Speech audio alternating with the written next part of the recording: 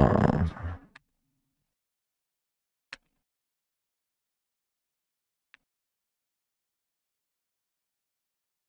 Hi team, I'm Fiamma. a new playable race Haranir, everything you need to know with Fiamma collects. Thank you, Fiamma, for the video.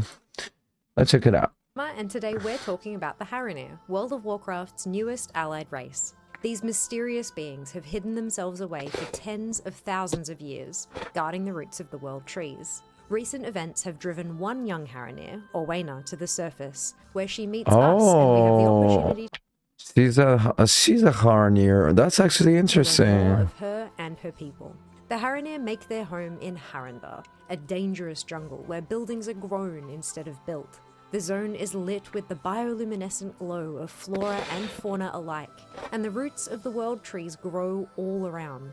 The Haranir guard these roots ferociously, watching over their domain in the hope that their long-absent goddess might someday return. Some Haranir choose to sever their connection to this goddess to join the Shulkar, a solemn band of monster hunters who protect Harandar from fearsome Let me just... apparitions. Others still feel a stronger connection, like Orwena, who chose to follow her call beyond the boundaries of home, breaking tradition and making contact with outsiders. We met Orwena during the War Within, our first contact with any Haranir, as we were diving into Ashkahet to face Xal'atath and her Nerubian allies. Lucky for us, she saved our lives, even if it meant going against her culture and earning the ire of her elders. Orwena believes that her goddess calls her to fight for all of the world, not just its roots. And with the arrival of midnight, other Haranir may also choose to follow their goddess's song beyond their familiar home of Harandar. If unlocking the Haranir as a playable race is something you want to prioritize, you'll want to quest through Harandar straight after completing your Eversong Woods journey. As you progress through the zone, you'll learn about their culture, their history, and earn their trust for the battle ahead. Once the zone is finished, you'll be able to create your first Haranir character and learn more about them from an insider's perspective through their unique starting experience, or you can race change an existing character. Through their long history, they have learned to use a great variety of combat styles, and as a result, can become warriors, hunters, mages, rogues, priests, warlocks, shamans, monks, or, of course, druids. As part of their choice to join the This is awesome because like they will have like druid forms that are unique to the race, and I'm really curious to see what are their like druid forms. Fight against the void. And also shaman's totems. That will be sick to actually discover. They've decided not to align themselves with any particular faction, and individuals can choose to join the Alliance or the Horde depending on preference. Their deep connection to the roots of the world trees is a defining feature of the Haranir, granting them the racial ability of root walking. No matter where they are in the world, the roots will always guide them home, teleporting them back to the cradle in Harandar. Performing the same ritualistic dance near one of the world tree's roots in Harandar will allow them to travel to that world tree as well, effectively providing a teleportation network.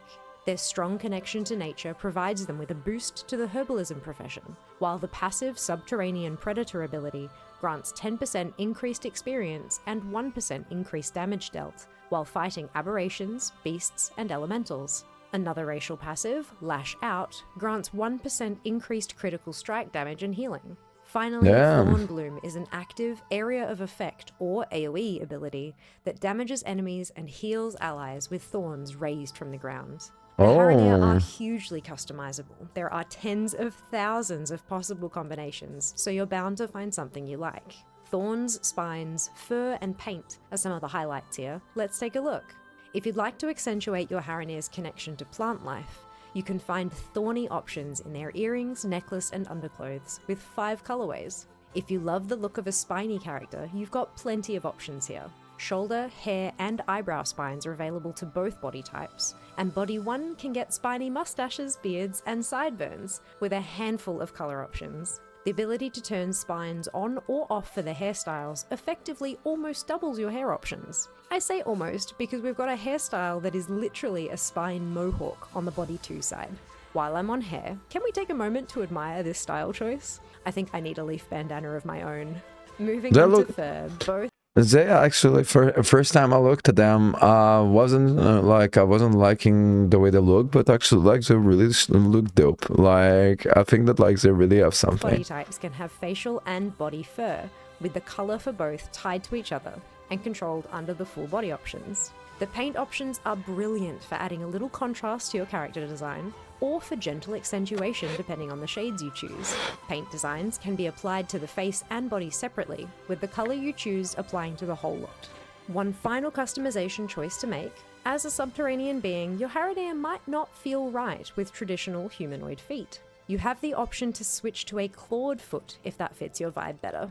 I can't wait to see all the thousands of unique characters running around Haranir. I know I'll be spending a long while in the character creation screens for sure. When new allied races are added to the game, I'm always excited to see those class-specific designs that really tie a race to the class they've chosen. The Haranir are no different here, with unique shaman totems and druid shapeshifting forms. The shaman totems call back to Harandar's design, looking grown of thorns rather than carved, with bones and binding to give them structure and shape. Very spiky. The druid bear form is what you might imagine a pangolin to be, if it were covered in fur and spines instead of scales. With the distinctive Haranir ears and a handful of color options, it looks like it could take a few hits and keep its young adventurers safe.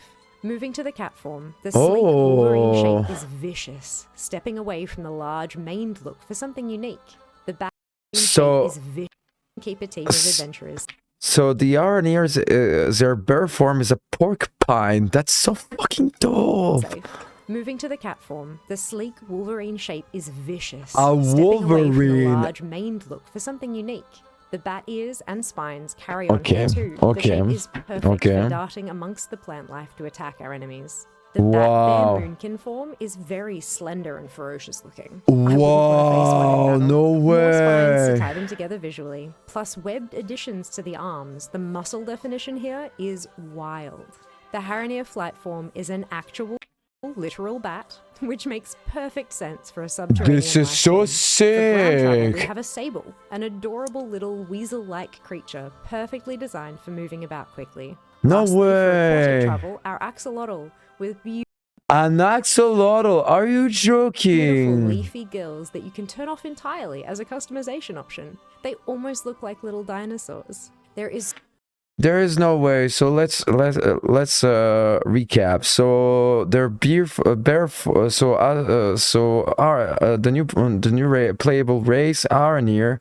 As druids, they have like their druid forms that are unique to their race, right? So they get a porcupine as the bear as their bear form, a wolverine as their cat form, and now for their moonkin form, a bat for their flying form, a weasel, so a sort of fox for their travel form, and an axolotl for like their swimming form. No way, this is so sick. God damn, they really took the time to really like find something like really like unique and really absolutely really awesome for like the Haranir. I'm really happy. God damn. Customization option. They almost look like little dinosaurs. There is so much more to learn about the Haranir, how they fit in after being secluded for so long, how they reacted to Teldrassil burning, and who is this mysterious goddess of theirs. But some things are best discovered for yourself. I'm looking forward to learning more in the Legends of the Haranir feature, wandering through living murals to experience the Haranir's stories and tales firsthand. But for now, what class will you choose for your first Haranir character? Whichever you go with, enjoy your first visions of Azeroth through a new set of eyes, and we'll see you on the battlefield. This was awesome. This was really awesome. What a good presentation of the new playable race, Haranir. I actually didn't liked the way it looked, but actually like really fucking like really made me change my mind now that I saw the customization. And I'm really happy if if you for like the people that actually won't will play druid, like their druid form are really fucking sick. God damn, this is what I call like a new playable, like an interesting new playable race. God damn.